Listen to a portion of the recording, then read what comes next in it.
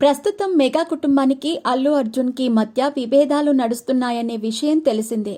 పిఠాపురం నుంచి పోటీ చేస్తున్న తన చిన్నమామయ్య పవన్ కళ్యాణ్కు కేవలం ట్వీట్ ద్వారా మద్దతు తెలియజేసిన అల్లు అర్జున్ నంద్యాల వెళ్లి వైసీపీ తరపున పోటీ చేస్తున్న తన స్నేహితుడు కిషోర్ రెడ్డికి మద్దతు తెలపటంతో పాటు నిబంధనలు ఉల్లంఘించి చిన్న ర్యాలీ కూడా చేశారు.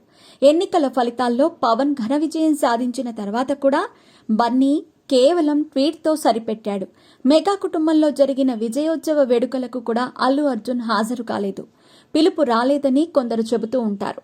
పవన్ కళ్యాణ్ అభిమానుల ధాటికి తన పుష్ప 2 సినిమాను డిసెంబర్కు వాయిదా వేసుకోవాల్సి వచ్చింది.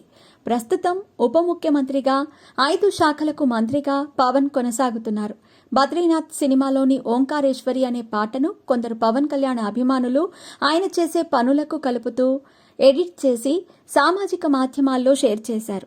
ఇది చాలా బాగుందని, పవన్ కళ్యాణ్కు సరిగ్గా సెట్ అయిందంటూ కామెంట్లు వస్తున్నాయి. ఈ వీడియో సాంగ్ వైరల్ అయింది. అయితే తాజాగా అల్లు కాంపౌండ్లోని అధికారిక పేజ్ నుంచి ఓంకారేశ్వరి పాటకు బన్నీ నృత్యం చేస్తున్న వీడియోను సామాజిక మాధ్యమాల్లో షేర్ చేశారు. దీనిపై పవన్ అభిమానులు ఆగ్రహోద్రగ్రులవుతున్నారు. పవన్ కళ్యాణ్ కోసం ఎడిట్ చేసిన పాట తమ ఒరిజినల్ పాట అని మీరు వాడుకుంటున్నారంటూ అర్థం వచ్చేలా దీన్ని పోస్ట్ చేయించారని మండిపడుతున్నారు. అల్లు అర్జున్పై, అతని సోషల్ మీడియా టీంపై తీవ్ర స్థాయిలో ధ్వజమెత్తుతున్నారు.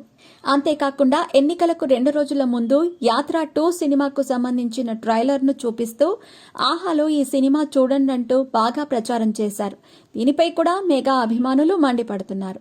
ఎన్నికలకు 2 రోజుల ముందు దీన్ని చూపిస్తూ సినిమా చూడండి అంటే అర్థమేంటని, వైసీపీకి ఓటు వేయమనే అర్థం వచ్చేలా ఇలా చేశారని అంటున్నారు. ఇప్పట్లో ఈ విభేదాలు చల్లారేలా కూడా కనపడటం లేదని సినీ విశ్లేషకులు అభిప్రాయపడుతున్నారు.